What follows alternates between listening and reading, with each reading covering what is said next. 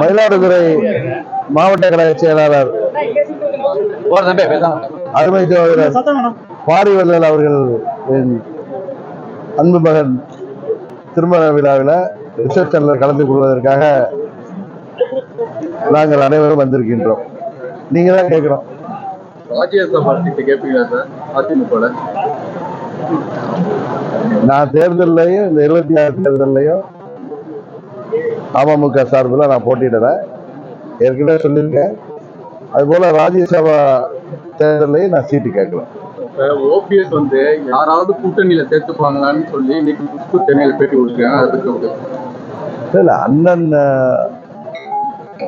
OPS அவர்கள் அவர் அரசியல்ல தொடரணும், அதற்காக அவர் எந்த ஒரு நிலைப்பாட்டை எடுப்பதோ அது அவருடைய தனிப்பட்ட விருப்பம், அவரது உரிமை. அதை பற்றி எல்லாம் நான் ஒன்றும் சொல்ல விரும்பவில்லை. ஆனால் நேற்றுக்கு முதல் நாள் சட்டமன்றத்தில் அவருடைய ஆசியோட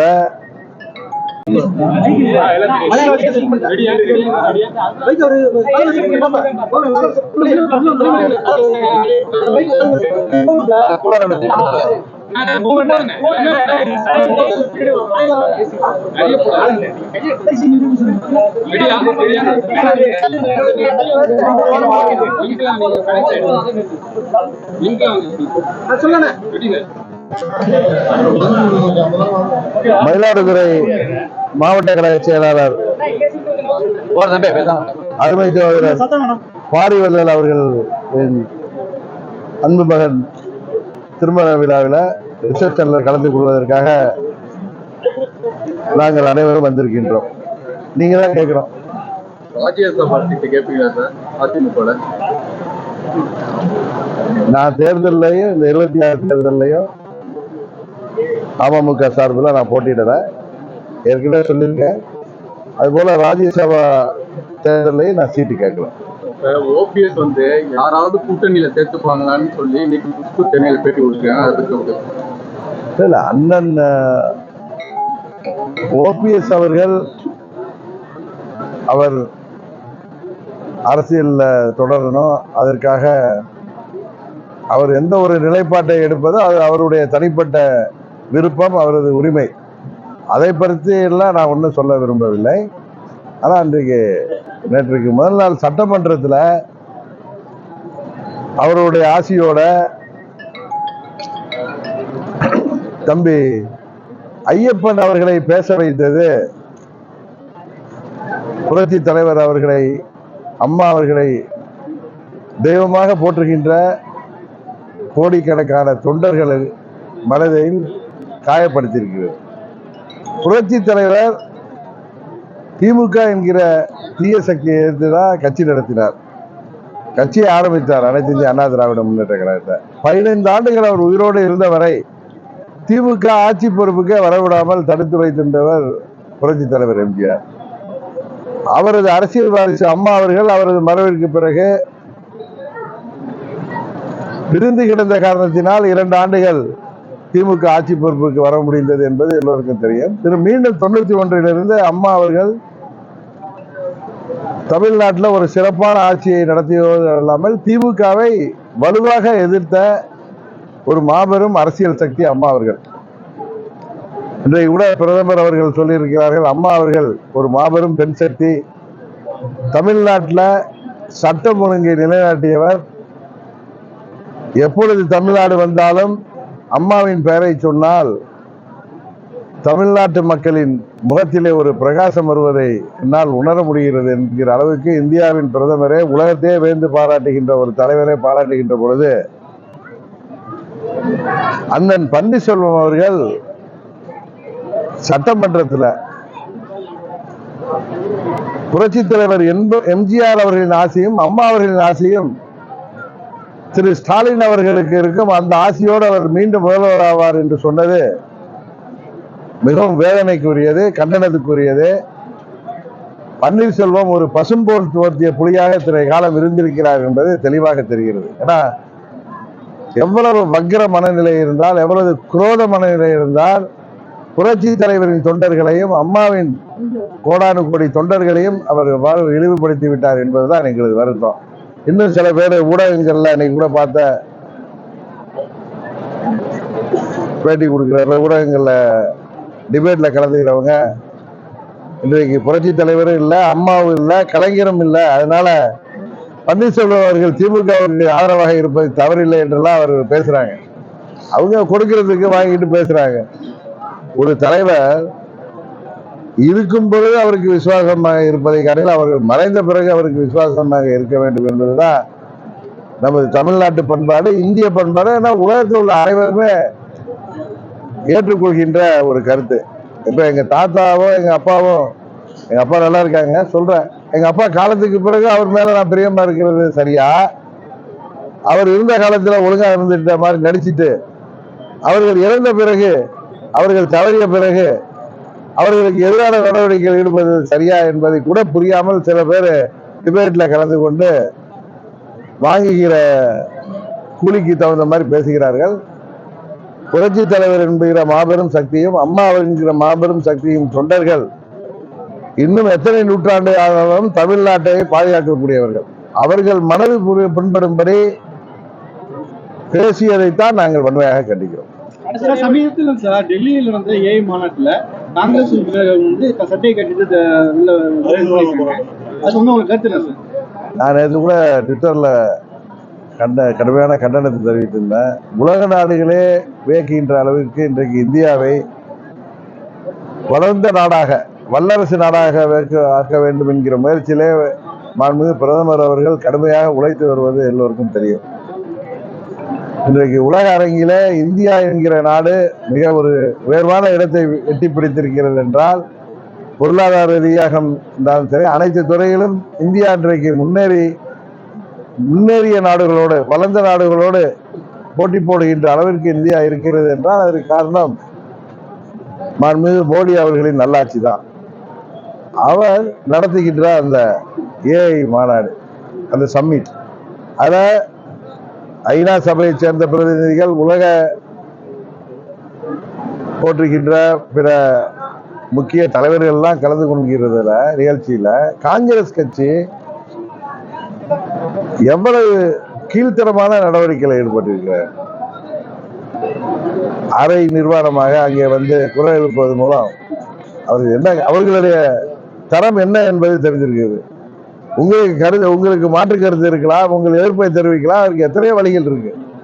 அதை விட்டு இன்றைக்கு காங்கிரஸ் கட்சி கலையை தேய்ந்து கட்டைரும்பாக மாறிக்கொண்டிருப்பதற்கு காரணம் அவர்களின் இந்த இழிவான செயல்பாடு தான். நான் ஏற்கனவே 2021 முன்பு மாண்புமிகு பிரதமர் அவர்கள் தமிழ்நாட்டில் மகாபலிபுரத்தில் டிஃபென்ஸ் காரிடார் நிகழ்ச்சிக்கு வந்த பொழுது, இன்றைய முதல்வர் அன்றைக்கு கருப்பு கொடி காட்டுற பொழுது அன்றைக்கு இதே கருத்தை தான் சொன்னேன். நமது பிரதமர் நமக்கு வேண்டுமானால், உங்களுக்கு வேண்டுமானால், நமக்கு வேண்டுமானால் அவரோட கருத்து வேறுபாடு இருக்கலாம். உலக நாடுகள் எல்லாம் கலந்து கொண்டிருக்கின்ற அந்த டிஃபென்ஸ் காரிடார் புரோகிராம்ல வருகின்ற பிரதமரை வரவேற்க மனதில்லாமட்டாலும் நீங்கள் கருப்பு கொடி காட்டுவதோ கருப்பு பலன் தவறுன்னு அன்றைக்கே சொல்லியிருக்கேன். இன்றைக்கு நாங்கள் அவர் கூட்டணியில் இருக்கிறதுக்காக சொல்லவில்லை. அன்றைக்கும் இந்தியாவின் பிரதமர் அவர்தான். நமது பிரதமரை, இந்திய மக்களால் தேர்ந்தெடுக்கப்பட்டிருக்கின்ற பிரதமரை உங்களுக்கு பாராட்ட மனமில்லை என்றாலும் இப்படி கேவலமாக உங்களது புத்தியை காட்டுவது கேவலமாக இருக்கிறது என்றுதான் நான் கண்டனத்தை சொல்றேன். சட்டமன்ற தேர்தலில் நீங்க போட்டி இல்லை சார், அதான் சொல்றேன். தமிழ்ல தானே சொல்றேன், தாய்மொழியில தானே சொல்றேன். நான் சொன்ன உங்களுக்கு ஏற்கனவே நான் பல ஊடக நண்பர்களை பேட்டிகள்ல சொல்லி தமிழ்நாடு முழுவதும் எல்லாருக்கும் தெரியும். அரசியல் என்பது ஒரு சதி நிறைந்த துறை. இதுல அம்மாவின் ஆட்சியை மீண்டும் தமிழ்நாட்டில் ஏற்படுத்த வேண்டிய கட்டாயம் இன்றைக்கு இருக்கிறது. திமுக ஆட்சியில பட்டி தொட்டி எங்கும் கஞ்சா போன்ற போதைப் பொருட்களின் புழக்கம், மாணவர்கள் இன்றைக்கு பள்ளிகளில் படிக்கிற மாணவர்கள் கூட கஞ்சா பயன்படுத்துகிற அளவுக்கு நாடு குட்டிச்சோராகிட்டு இருக்கு. இன்னும் சொல்ல போனா சட்டம் ஒழுங்கு சந்தி சிரிக்கிறது, பெண்களுக்கு பாதுகாப்பு இல்லை, தேர்தல் வாக்குறுதிகளை கூட நிறைவேற்றாமல் மக்களை விலைக்கு வாங்கி விடலாம் என்று இலவசங்களை காட்டி 5000 கொடுத்து விட்டோம் என்று மார்த்தட்டி தெரிகிறார்கள். இந்த திமுக ஆட்சியை முடிவுக்கு கொண்டு வரவில்லை என்றால் வருங்கால தமிழ்நாடு பாலைவனமாகிவிடும். ஒரு குடும்பத்தின் பிடியில தமிழ்நாடு எல்லா துறையிலும் பின்தங்கிவிடும். தமிழ்நாடு ஒரு கொலைக்காடாக மாறிவிடும், கஞ்சா நாடாக மாறிவிடும். சட்டம் ஒழுங்கு சரியில்லை.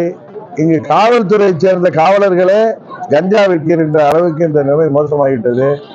எங்கும் ஊழல், எழிலும் ஊழல்.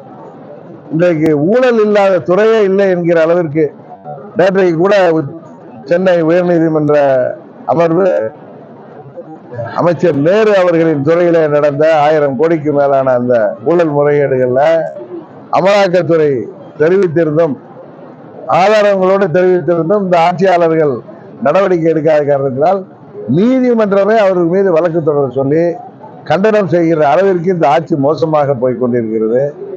ஏழை எளிய மக்களை கொலநாயகத்தால் வென்றுவிடலாம் என்கிற மோசமான ஒரு நிலைமைக்கு நாடு தள்ளப்பட்டு கொண்டிருக்கிறது. கூட்டணி கட்சிகள் எல்லாம் எம்எல்ஏ இருந்தா போதும், எம்பியா இருந்தா போதுங்கிற அளவுக்கு இந்த ஆட்சிக்கு அவர்கள் ஆதரவாக இருக்கிறது. நாட்டை குட்டிச்சுவராக்குவதற்கு உறுதுணையாக இருக்கிறார்கள். உறுதியாக இந்த திமுக ஆட்சி முறியடிக்கப்பட வேண்டும் என்பதுதான் மாண்புமிகு பிரதமர் அவர்களின் நிலைப்பாடு. அதன் காரணமாகத்தான் அம்மா மக்கள் முன்னேற்ற கழகம் 21 அந்த கூட்டணியில இருக்க வேண்டும் என்று அவர்கள் விரும்பிய பொழுது அன்றைக்கு அது நடக்காமல் போனது. மீண்டும் இந்த தேர்தலில திமுகவை வீழ்த்த வேண்டும் என்கிற ஒரே கொள்கையோடு நாங்கள் அனைவரும் ஓரணியில் திரண்டிருக்கிறோம். இதுல தேவையற்ற பிரச்சனைகளை யாரும் கிளப்புவதற்கு அனுமதிக்க கூடாது என்பதற்காகத்தான் நான் தேர்தலில் போட்டியிடவில்லை, அம்மா மக்கள் முன்னேற்ற கழகம் போட்டியிடும். இல்ல இன்னும் நான் அதை பத்தி நான் உங்களுக்கு தெரியும், நான் என்டிஏ கூட்டணியில பிஜேபி கூட்டணியில தான் நான் இணைந்து, அதன் மூலம் நான் அதிமுக கூட்டணியில பிஜேபி அதிமுக கூட்டணி என்கிற என்டிஏ கூட்டணியில நான் இணைந்திருக்கிறேன். எனது அம்மா மக்கள் முன்னேற்ற கழகத்திற்கான தொகுதி உடன்படிக்கை என்பது பிஜேபி மூலம்தான் நடைபெறும். இன்னும் அதற்கான பேச்சுவார்த்தைகள் ஆரம்பிக்கவில்லை. ஆரம்பித்த பிறகு நான் சொல்கிறேன்.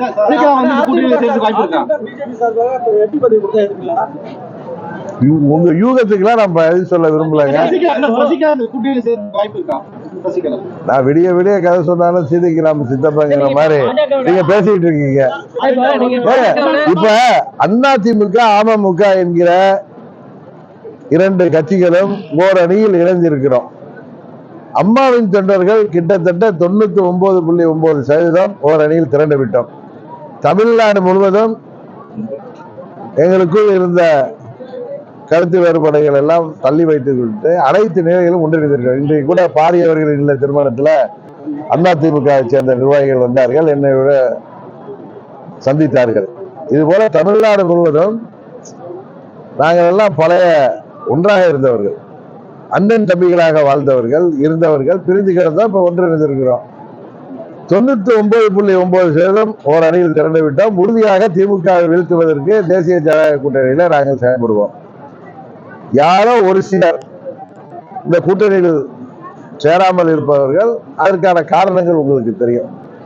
அவர்கள் இந்த தங்கள் ஆதரவை என்டிஏ கூட்டணிக்கு மீண்டும் தமிழ்நாட்டில் அம்மாவின் ஆட்சி வருவதற்கும் திமுக ஆட்சியை வீழ்த்துவதற்கும் அவர்கள் உண்மையான அம்மாவின் பக்தர்களாக இருந்தால், அம்மாவின் ஆட்சி அமைய வேண்டும் என்று சொல்பவர்களாக இருந்தால், அம்மாவின் தொண்டர்கள் எல்லாம் ஓரணியில் இணைக்க வேண்டும் என்று சொல்பவராக இருந்தால், அவர்கள் யாராக இருந்தாலும் எங்கள் கூட்டணிக்கு ஆதரவளிக்க வேண்டும் என்பதுதான் எனது நிலைப்பாடு. இப்ப நீங்க பாஜகவோட கூட்டணி வச்சிருக்கீங்க, அதிமுக கூட்டணி வைக்கிறீங்க. சின்ன பிள்ளை மாதிரி பேசுறீங்க. இல்ல இல்ல இல்ல இல்ல இல்ல இல்ல இல்ல இல்ல இல்ல தம்பி தம்பி, நம்ம தாய்மொழியில தான் பேசுறேன். உங்களுக்கு தாய்மொழி தெரியும்னு நினைக்கிறேன். அதாவது நீங்க இந்த கூட்டணி அமைந்தப்பயே 2025 ஏப்ரல் 11 மாண்புமிகு அமித்ஷா அவர்கள் வந்த பொழுது, அந்த கூட்டணி அமைந்த பொழுது அவர் என்ன பேசினார், அண்ணன் இபிஎஸ் என்ன பேசி வருகிறார் என்பது உங்களுக்கு தெரியும். என்டிஏ கூட்டணி அமைந்திருக்கிறது தமிழ்நாட்டில். ஏடிஎம்கே தலைமையில் அந்த கூட்டணி, பிஜேபி அதிமுக கூட்டணியில மற்ற கட்சிகள் இணைந்து வருகிறேன்னு சொன்னாங்க. நான் என்டிஏ கூட்டணியில பிஜேபி தலைமையிலான கூட்டணியில சேர்ந்திருக்கேன். அதனால நீங்க அதிமுகங்கிற ஒரு இது வரல, எதுக்கு அதிமுக கூட சேரல அப்படின்னு சொல்ல காரணம் என்ன? அதிமுக சேரல, பாஜக கூட்டணியில இருக்கேன், அதிமுக கூட்டணியில இல்லன்னு சொல்றீங்க. அப்ப அந்த முரண்பாடு இல்ல. நான் இல்லன்னு சொல்லல, நீங்க தவறால சொல்றீங்க. கூட்டணி வச்சிருக்கிறது பாஜக. இல்ல இல்ல இல்ல இல்ல இல்ல அதிமுகவோட கூட்டணி இல்ல, பாஜக கூட்டணியில் இணைந்து அதிமுகவோட கூட்டணி வைத்திருக்கிறோம். ஏற்கனவே சொன்னேன், முதலே சொன்னேன். சரியா காரணம் நைட்டு தூங்கல போல இருக்கு நீங்க. நான் முதல்ல அதே சொன்னேன். என்டிஏ கூட்டணியில தான் இருக்கேன். அதாங்க என்டிஏ கூட்டணியில வேற கட்சிகள் இணைய வாய்ப்பு இருக்கு. நீங்க திரும்ப ரீப்ளை பண்ணி பாருங்க. நீங்க கேட்டது தவறுன்னு தெரியும். நான் ரொம்ப இல்ல, நான் உங்களுக்கு திரும்ப சொல்றேன். நான் ஏற்கனவே என்டிஏ கூட்டணியில தான் இருந்தேன். கேளுங்க சார், கேளுங்க. என்டிஏ கூட்டணியில அப்ப அதிமுக இல்ல, கரெக்டா? அதிமுக வந்த பிறகு 4 மாதங்கள்ல நாங்க அமமுக வெளியேறியது. மீண்டும் என்டிஏ கூட்டணியில் தான் வந்தோம். பாஜக கூட்டணியில் ஏறினோம், கரெக்டா? பாஜக கூட்டணியில் உள்ள கட்சிகள் எது எதுங்கிறத முதல்ல நீங்க தெரிஞ்சுங்க. அதுல அம்மா மக்கள் முன்னேற்ற கழகம் இருக்கு. பாஜக கூட்டணியில் உள்ள அமமுக அதிமுகவோட கூட்டணி வைக்குது. இதுல என்ன குழப்பம் உங்களுக்கு? குழப்பம் இல்ல. நீங்க சொல்றது வந்து சென்ட்ரல்ல உள்ள ஒரு கட்சி, ஸ்டேட்ல உள்ள ஒரு கட்சி ஏன் இணையல? நீங்க சொல்றது அம்மாவோட ஆட்சி அமையணும்னு சொல்றீங்க. அப்ப அம்மாவோட ஆட்சி தமிழ்நாட்டுல இருக்கு, அவங்க கூட ஏன் இணையல? என்ன ஒரே கட்சியாவா? பாஜகவோட கூட்டணியில இருக்கோம் நாங்க. பாஜக கூட்டணியில் உள்ள கட்சிகள் அதிமுகவோட கூட்டணி வச்சிருக்கோம். அப்ப ஜெயலலிதா இருக்கும் போது மோடியா லேடியான்னு கேட்டாங்க. அவங்க அந்த கூட்டணி போய் சேர்றீங்க. ஏன் இங்க இருக்க தமிழ்நாட்டுல உள்ள அம்மா 99 தேர்தலுக்கு பிறகு இனி வாழ்நாள்ல நாங்க பிஜேபியோட கூட்டணி அமைக்க மாட்டேன்னு தான் எங்க தலைவி சொன்னாங்க. ஆனா 2004 வாஜ்பாய் தலைமையிலான என்டிஏ கூட்டணியில அதிமுக இணைஞ்சது. ஒவ்வொரு காலகட்டத்திலும் தலைவர்கள் ஒவ்வொரு நிலைப்பாடை எடுப்பார்கள், சரிதானே? இப்ப திமுக வீழ்த்தணும்னா, இப்ப அம்மா இல்ல, இப்ப எழுதுனா தேசிய ஜனநாயக கூட்டணி அதிமுக தலைமையில தமிழ்நாட்டில் அமைஞ்சிருக்கு. அந்த கூட்டணியில தான் நாங்க இருக்கோம். எங்களுக்கான தொகுதி உடன்பாடு பிஜேபி தான் எங்களை இந்த கூட்டணியில சேர்த்தாங்க. உங்களுக்கு தெரியும். யாரு நான் திரும்ப இந்த கூட்டணியில சேர்ந்தப்ப தமிழ்நாடு பொறுப்பாளர் மாண்புமிகு பியூஷ் கோயல் அந்த கூட்டணியில நான் இணைந்தேன். இப்ப என்டிஏ கூட்டணியில பிஜேபி அமமுக போன்ற கட்சிகள் இருக்கும். பிஜேபி கூட்டணியில அதோட தமிழ்நாட்டுல அதிமுகவோட கூட்டணியில சேர்ந்திருக்கோம். இதுல நீங்க என்ன இணையலன்னு கேக்குறீங்களா? அது என்ன நீங்க கேள்வி? எடப்பாடி வந்து சந்திக்கல, நீங்க எடப்பாடி போய் சந்திக்கல, என்ன காரணம்? நானும் திரு எடப்பாடி அவர்கள் தான் அன்னைக்கு சென்னையில மோடி அவர்கள் சேர்ந்தோம்.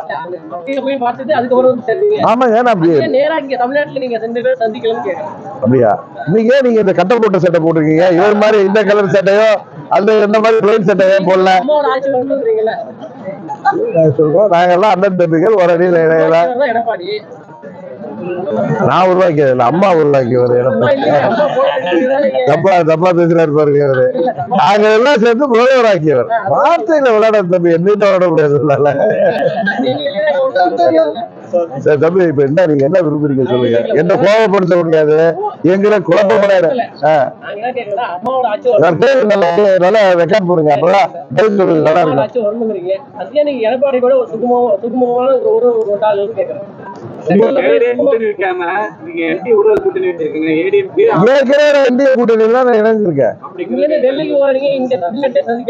தமிழ்நாட்டுல ஏற்கனவே நான் என்டிஏ கூட்டணியில சேர்ந்திருக்கேன். அந்த கூட்டணியில தான் வெளியில வந்தேன், திரும்பவும் அந்த கூட்டணிக்கு போயிருக்கேன். அவ்வளவுதான். அப்ப ஏடிஎம்கே இல்ல, இப்ப ஏடிஎம்கே வந்திருக்கு. நான் பிஜேபி கூட்டணியில இணைஞ்சிருக்கேன். பிஜேபி கூட்டணி அதிமுகவோட கூட்டணி வச்சிருக்கு. இது நீங்க எத்தனை முறை கேட்டாலும் அதான் பதில்.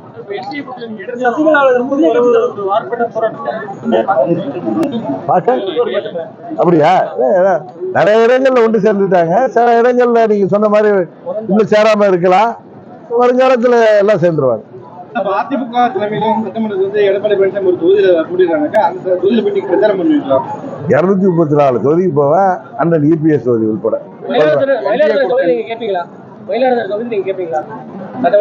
கொஞ்ச நாள் பொறுமையா இருங்களா, உங்களுக்கு தெரியும். ரொம்ப அவசரப்படுறீங்க. புதிய கட்சி வரவு இருக்கா சார்? கூட்டணி பலமா அமைச்சிருக்காங்களா இந்திய கூட்டணி? எங்க கூட்டணி போதுமான பலத்தோட இருக்கு. உறுதியாக திமுகவை இந்த தேர்தலில் இருக்கு. நீங்க அது விஜய் அவர்களை தான் கேட்கணும். மதுரை கூட்டத்தில் வந்து ஸ்டாலின் பேசியிருக்காரு, திராவிட மாடல் ஆட்சியினுடைய சாதனை வந்து உறக்க கேட்கிறது அப்படின்னு சாதனை. தமிழ்நாடு முழுவதும் கஞ்சா பட்டி தொட்டி எல்லாம் எந்த வித பஞ்சம் இல்லாம கிடைக்கிறது தான் ஒரே சாதனை, வேற ஒண்ணும் இல்லை. தமிழ்நாடு முழுவதும் அனைத்து தரப்பு மக்களும் போராட்ட குரல்களும் கைது குரல்கள் கேட்பதுதான் ஒரே சாதனை. வேற எதுவும் கேட்கணுமா தம்பி?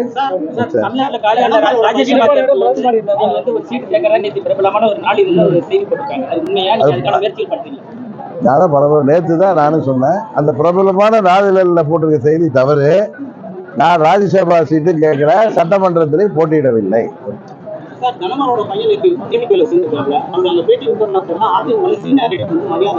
எந்த தரப்பால் என்ன சீனியாரிட்டிக்கு மரியாதை?